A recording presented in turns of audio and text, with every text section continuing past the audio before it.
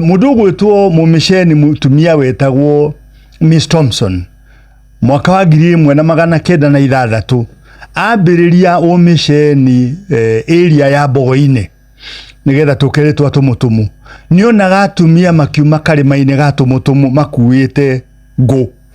Miss Thompson yakoria atumia acio ri atumia mumako atumia makamwira atiriri tuma kuna tukutumu tuma kuna tukutumu.